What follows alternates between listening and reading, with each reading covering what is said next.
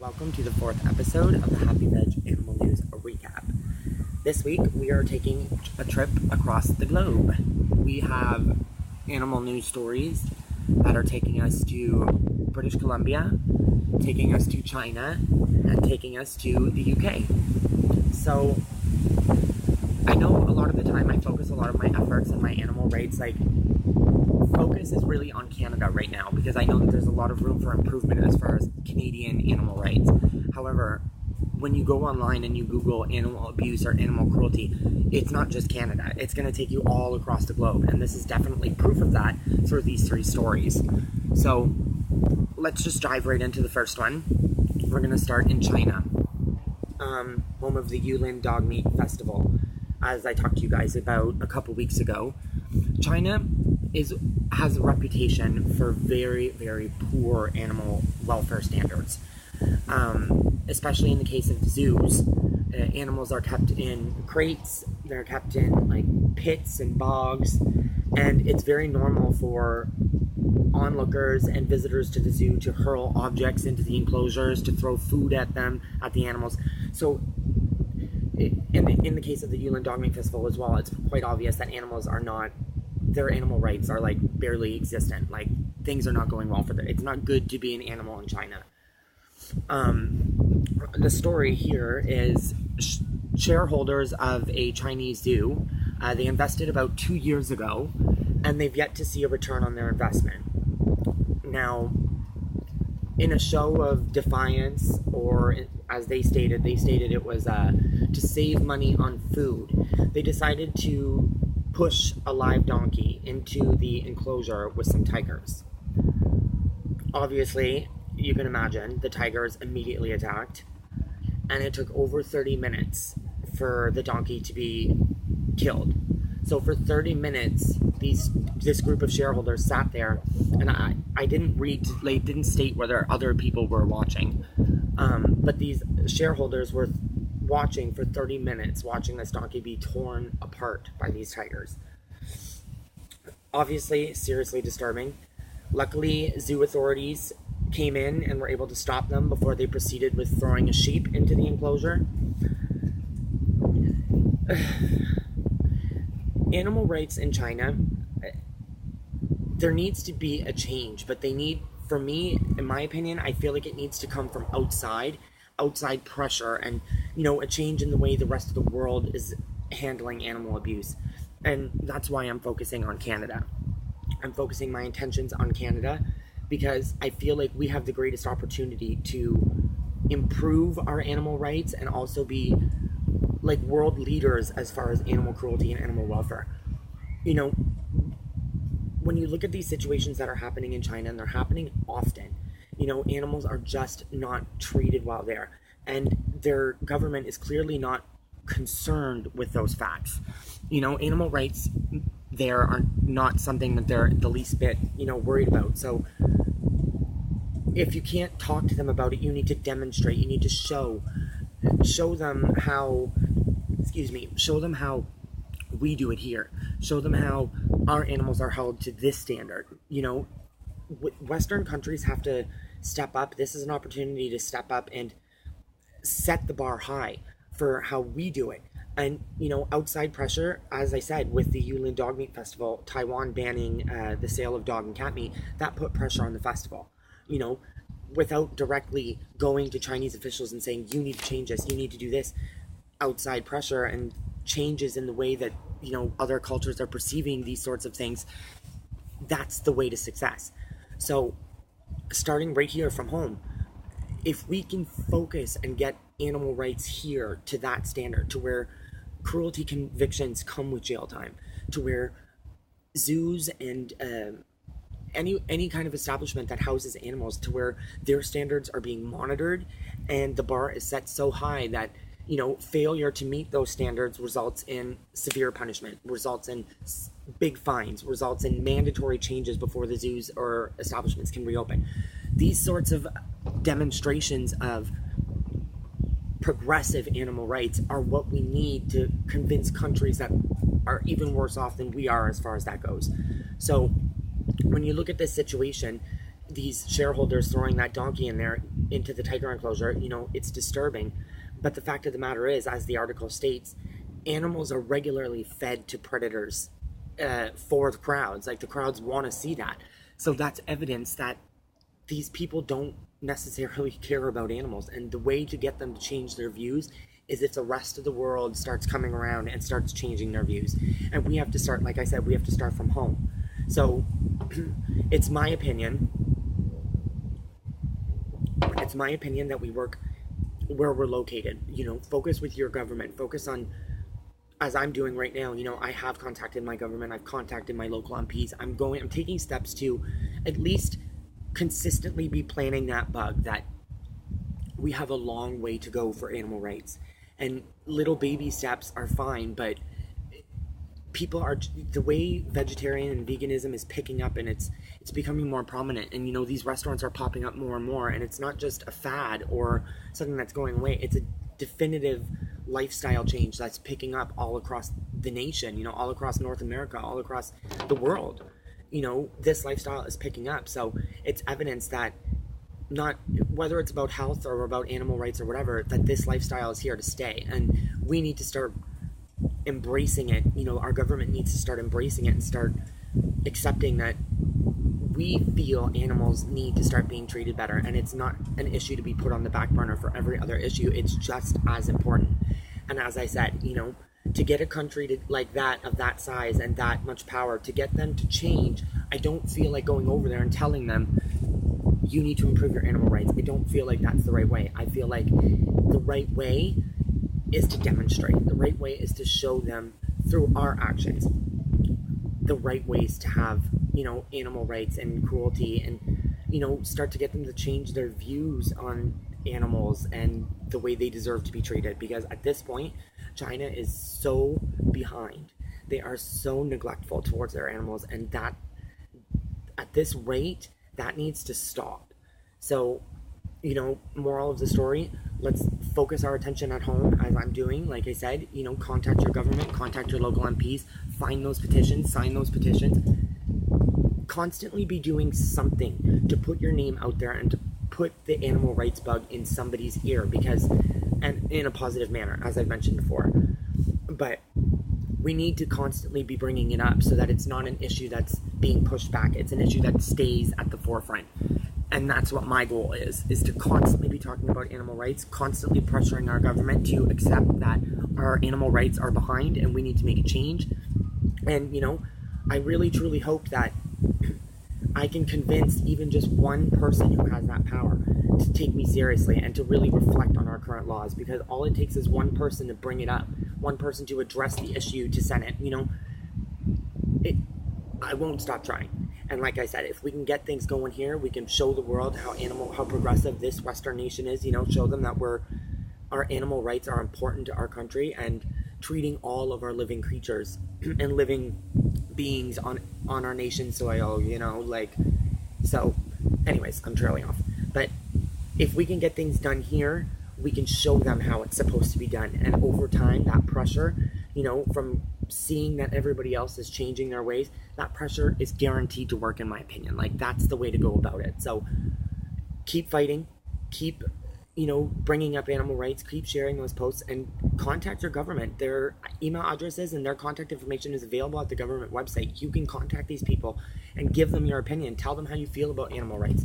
Like I said, eventually it will become so widespread that I think it'll be too hard to ignore. And that's the goal here, is to get animal rights at the forefront. So let's work on that, and if we can get it done here, we can translate that to other places. That's my opinion. Jumping into our second story, we're heading over to the UK, particularly Britain, and we're going to talk a little bit about the eradication of the grey squirrel. A little bit of history here. The grey squirrel was brought over from North America to Britain in the 1870s as like a garden ornament, because they were cute, they were bouncy, they were fluffy, they were particularly friendly towards people. So they were brought over as garden ornaments, okay? By 1920, the people there started noticing that they were perhaps more of a nuisance than they first anticipated when they brought them over. And by 1932, it was actually illegal to release a gray squirrel into the wild. They were not happy with the gray squirrel. They were regretting their decision of bringing the gray squirrel over, etc., etc. What they started noticing, one of the main problems that they started noticing was that their native red squirrel, which they deemed to be like much cuter, they preferred the red squirrel because it was their native squirrel, okay? So the red squirrel is now starting to die off. They're catching a squirrel pox disease that the gray squirrels appear to be immune to. And this disease is causing the squirrels to break out in sores on their face and then inevitably die. The story, like the article that I'm taking this information from, was about a woman who had taken it upon herself. Now, I'd like to point out that there are several initiatives across Britain and across other parts of the UK where this is happening. There are several initiatives involving killing off the gray squirrels to preserve and protect the red squirrel, okay? So it's not just her. But this particular story was about a woman who was taking it upon herself to, she was off work, she was homesick, and she took note of the red squirrels in her garden because her garden became something that she was doing a lot more often, having more time and all. So she started taking note of the red squirrels dying off and the gray squirrels showing up more and more, and took it upon herself to start killing them. Now, with this story and the other, like I said, there's several initiatives across the UK where this is, there's plenty of supporters of this idea that destroying the gray squirrels is the way to preserve the red squirrels. Obviously, you have animal rights groups and such that are objecting to this. You know, there's a particular petition that has over 95,000 signatures as of now for stopping the culling of the gray squirrel. You know, this particular woman talked about, you know, that she eats the squirrels, okay? So, you know, if you want to look at it from that perspective, at least she's not just killing them and then throwing them in the trash. I mean, she is consuming them. But my concern is that when you hear about culling, it's just ineffective. Culling does not work. You cannot, in my opinion, and in the opinion of, you know, you can quote many sources online. You go online and type that culling is not a successful means of dealing with this sort of situation. Study the red squirrels, study this illness, find a vaccine, and just as easily as you can put up these little traps, you know, she was saying that she set up traps so she could catch them and poison them, or they'd get to the food and she'd shoot them from her window, using an air rifle, okay? So I just visually picturing all these cute little squirrels being shot out of the trees and it's not sitting well with me. And, you know, I also wonder about the children there. Like, are they getting the children involved? Is it appropriate to have children walking around as squirrels are being shot all over the place? I don't really think so. Culling does not work. I can understand, you know, one of the quotes from the article said that Europeans are opposed to outside influence, despite the fact that most of their wildlife and such, you know, arrived within the last 100 years, which is to say that nothing that's currently there is really native to the original Europe, or the original Britain and the UK and such. So obviously I'm on the opposite side here. I definitely do not agree. I do not think that culling is an appropriate solution. As I said, I feel like just as easily as you can run around shooting everything, you can come up with a vaccine and start putting trap boxes around where the squirrels can eat out of there, and then they get the antivirus, or the, you know, they get their version of a squirrel's pox shot. Why is that not an option? Why is it the option is go around and start killing everything? It's not going to work. They're going to keep, you know, if these squirrels are already getting squirrel pox, are they getting it from the gray squirrel? Because the article didn't say they were getting it from them. They just said that the gray squirrel appeared to be immune. So who's to say that the red squirrels aren't going to continue dying off anyway, and then you've just eradicated an entire species and watched as another one eradicated itself.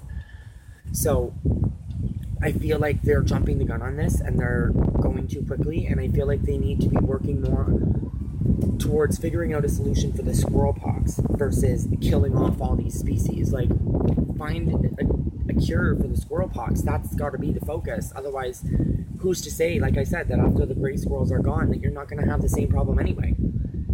So, Britain, please work towards work towards figuring out a better solution, perhaps to curing the squirrel pox as opposed to killing off all the squirrels. You're going to feel ashamed if you did all of this in vain and the red squirrels end up dying off anyway. So focus your attentions on finding a cure. That is the best solution. Culling is not going to work. And quite frankly, it's just, to me, it's not something that people who don't want anything to do with that should be walking around and seeing carcasses all over. So focus your attention on finding a cure. Last story of the week, we're heading to BC, Canada, Chilliwack, BC. And we're going to talk about a story that I read about Elite Farm Services. They're like an overhead group of various like cattle and chicken and other farming industries. They're like the head, the overseers. There was an undercover video of one of their chicken facilities, and their workers, including a supervisor, were caught abusing animals, abusing the chickens. As the article stated, the abuse was quite sadistic, and a couple of the people who watched the tapes weren't actually able to finish them. There was sexual violation, forced sexual acts with the animals. There was attacks. There was dismemberment. Really, really disturbing. Now, if they're convicted, they're charged, obviously, with animal cruelty. If they're convicted, the individuals and the employer, the group Elite Farm Service, are going to be fined up to $75,000 and potential jail, up to 5 years. Now, once they were exposed, Elite Farm Services was fully compliant. I do have to point that out. They were very disappointed in their workers, and they were going to find work towards getting the appropriate people punished and dealing with the situation. Here's my problem. When you look at the Ag bill, and they're trying to prevent whistleblowers, trying to prevent people from going undercover. If these facilities don't have people like Mercy for Animals or other activist groups that go undercover and expose these things, how else do they get discovered? You can't tell me in a facility like that they don't have cameras, security cameras throughout the facility, because they should be at some point monitoring sanitation, hygiene, just making sure the workers are following all the compliances and such. You can't tell me they don't have cameras. So these events took place, these undercover videos, a month apart. So in that month, if you have videotapes, whoever's in charge of monitoring these things has not watched a single thing over a month. Or if they have, they just disregarded what they were seeing. So this is this is further proof that these industries are not being monitored heavily enough. These industries are not having inspections done often enough, and that their own owners and that the people that are responsible for overseeing these things are not doing a very good job, because it's taking undercover groups to expose these things. It's taking undercover groups to bring these instances and these abuses and these atrocities, to bring them to light. So when you read stories like this, yes, they'll probably end up getting a fine. I hope, at the end of the day, I hope that you get jail time, because if the article is stating, they state that it's so sadistic and that people were unable to watch what was happening, that implies to me that it was extremely bad and malicious. So, what we have to look at now, though, is this is not the first time that Elite Farm Services has been exposed for having animal abuse occur on one of their properties. They had a cattle-related incident that was also exposed through undercover video. Who's monitoring them? Who is coming to their farms and checking on them? Who's checking Elite Farm Services as a whole? We need to have a tiered system of responsible people that it trickles down, and this group is responsible for overseeing Elite Farm Services and other head groups that run several different farm-related industries at the same time. So you have the top one that monitors all of them and makes sure that they're running in compliance with their standards. Then you have someone that monitors, the same group is now also monitoring Elite Farm Services to make sure that they're properly monitoring all of their farms, reviewing their tapes on a bi-weekly basis even, let's say, so that they would have exposed this animal abuse and they would have been able to deal with it before an undercover group had to do it. These industries are, as I said before when I've talked about other slaughterhouse-related problems, these industries are already frowned upon, and you have an opportunity to shed a better light on yourself, and they're not taking it because they don't care enough about animals. further proof that our animal rights here in Canada need to be improved. These sorts of situations are occurring and being overlooked because there's just not strong enough penalties and there's not strong enough convictions and rules and regulations as far as how animals need to be treated. So hopefully, the only positive you can take out of a situation like this is now it's once again brought to light. It's being exposed, and more people will hopefully hear that message and maybe turn away from those industries, turn away from this particular group of industries, shut them down. They're clearly not compliant. They clearly don't care about the animals. They don't care about the condition of the food that you're being served. They don't care that those animals live in squalor. They're rolling around in their own feces and dying of illness before they're being chopped up and fed to you. So if they can't even get their animal rights right, they shouldn't be in operation. So, like I said, when we talk on a global level about all these animal atrocities and how animal rights needs to come to a head and we need to address it, clearly it needs to start here. We need to start here in Canada, and we need to make improvements now.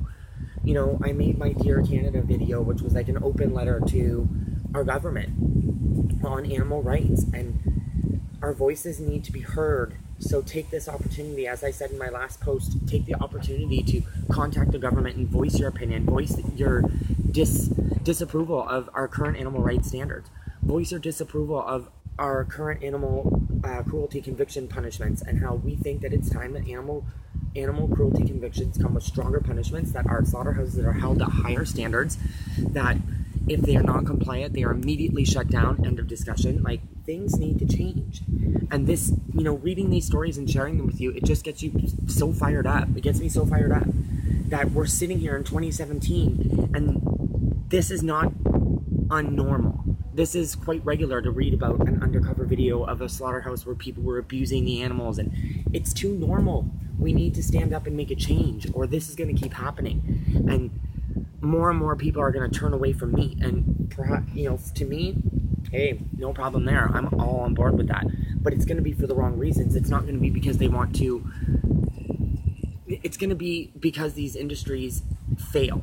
And yes, maybe that's the goal here. But at the same time, if you take this opportunity to improve our standards, we can change the world as far as animal rights. And like I said, it starts here, Canada. We need to improve our animal rights now. We cannot put it off any longer, or we will keep reading stories about animal abuse in these industries, in our zoos, in our food or in our animal processing facilities, in our slaughterhouses, in our everywhere. Animal abuse at home. It starts at home. Like, we need to improve, or these sorts of things are going to keep happening. So, Canada, wake up. It's time to step up and improve our animal rights. Need to put it on the forefront. Enough of putting it on the back burner. That approach has gone on far too long. Comes up our world tour of animal issues. Make sure, as I said, check out all the links in the description below for all the original stories. Get fired up, get involved, have your voice heard, contact your officials, and let's get animal rights on the forefront. Also, make sure to visit my blog at www.happyveggie.weebly.com for everything vegetarian. And also, make sure to subscribe to my channel, check out my other videos, and yeah, that's about it. See you guys in about a week.